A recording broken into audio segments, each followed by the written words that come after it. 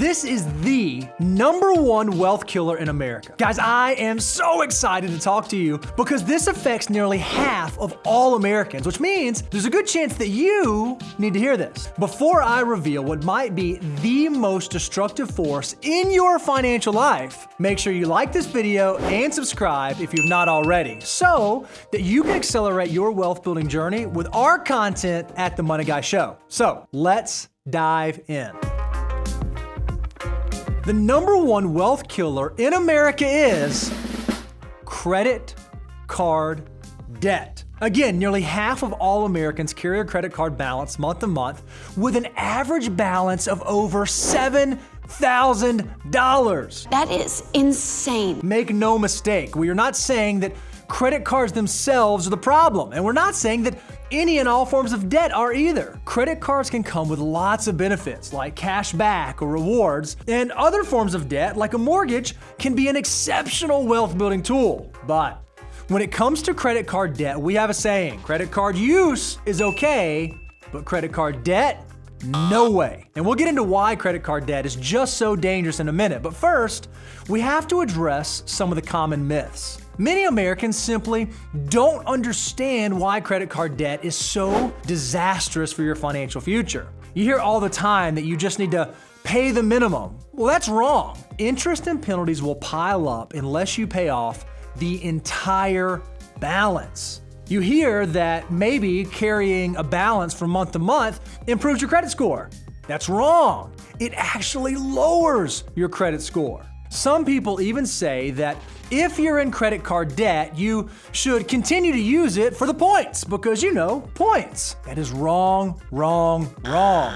Getting those points is just a drop in the bucket compared to the money that you are literally lighting on fire by carrying a balance. Credit card debt is what we call chainsaw dangerous, and we suggest getting it out of your life early on in your financial journey. We have a little thing that we like to call the financial order of operations, which is a 9-step tried and true guide of what to do with your next dollar. And high interest debt falls into step number 3, before a full emergency fund and even before most investing. And credit cards always count as high interest. The reason for this is that credit card turns compound interest against you and actually creates a negative arbitrage situation. Put simply, arbitrage is the difference between interest rates, resulting in either a good thing or a bad thing. A prime example of this is investing while paying off low interest debt. Let's think about this. Say you hold an index fund that tracks the S&P 500 with an average annual return of 10%. And let's say you have a mortgage with a 4% interest rate. By making your minimum monthly payment on the mortgage and investing the difference in the index fund,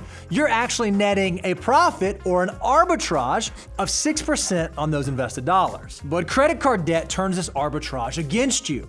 The average credit card interest rate is just under 25%, meaning investing in that same index fund while making the minimum payment would actually mean you lose money on the transaction. Imagine if you're in a boat with a small leak and you have a bucket, and every time you scoop water out, more leaks in from the bottom. Now suppose that water is coming in faster than you can bail it out. That's a great example of negative arbitrage. The only way to stop sinking is to patch the leak by paying off the high interest debt before you can safely navigate towards your other financial goals, which means this debt has got to go. Now, fortunately, there are some strategies that you can use to speed up the process. When it comes to paying off high interest debt, there are really 2 popular methods: the Debt Avalanche and the Debt Snowball. Let's say, for example, you have 3 debts: a credit card with a balance of $8,000,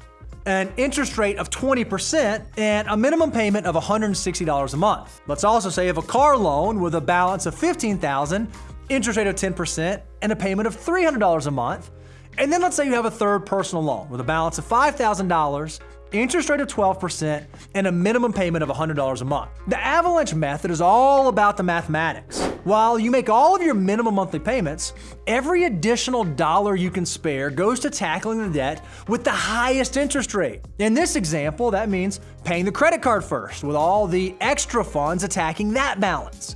Once it's paid off, then you would move on to the personal loan, putting the minimum $100 plus the extra $160 toward that balance. Once that's paid off, all those extra funds are directed at the car loan until it is knocked completely out. This method saves you more money over time and it's financially more efficient, but it may take longer to see progress, which means you have to make sure that you have discipline to stay the course. The Snowball Method, on the other hand, focuses on building momentum. You start by paying off your smallest debts first, regardless of the interest rate. This method gives you quick wins and a sense of accomplishment so that you can stay motivated. Using these numbers, that would mean paying off the personal loan, and then the credit card, and then the car. The method you should choose really depends on you. Personal finance is personal, so it depends on your personality. If you need quick wins to stay motivated, go for the snowball. If you're more interested in saving the most money in the long term, then maybe the avalanche is the best method for you. Regardless of which method you choose, once one debt has been wiped out, everything you were putting toward it can now be put toward the next debt, speeding up your progress, creating momentum. And these strategies apply to all of your high interest debt. That means credit cards or automobiles, or even some student loans, depending on their interest rates and how old you are. And for anybody looking to take this payoff strategy even to the next level, you can use what's called a 0% balance transfer to help you pay off debt faster. It allows you to move your high interest credit card debt to a new card with a temporary 0% interest rate for a specified period, often 12 to 18 months. But don't get cute with this because this can be dangerous. During this time, every payment you make goes directly towards reducing the principal balance rather than covering the interest charges. This can significantly speed up your debt repayment by lowering the overall amount that you owe. But again, this can be dangerous. It's important to note that these 0% transfer cards, they do come with caveats. Most offers include a transfer fee. Sometimes it can be 3 to 5% of the balance, which actually adds to the amount of your debt. Once that 0% period ends, standard interest rates kick in. And remember, those can be as high as 25%. And missing just one payment, a single payment, can void the 0% rate, leading to higher penalties, higher interest, and more money out of your back pocket. So, no matter what strategy you employ, the key is behavioral change. Have the discipline to live on less than you make and pay off that balance every month. You will not believe the effects that this can have on your financial life. Credit card debt was the second highest source of financial stress among Americans. But getting on the other side of it is like giving yourself a raise. With no minimum monthly payment, those dollars can now be invested in the things that you care about, which puts compound interest back on your side. Once you get there, you can begin accelerating your wealth building journey so that your money can work even harder than you do. Guys, that's it for this one, but make sure you subscribe if you haven't already and share this video with someone you think could benefit from it. Check out all of our extra content over at moneyguy.com/resources, and we'll see you in the next video.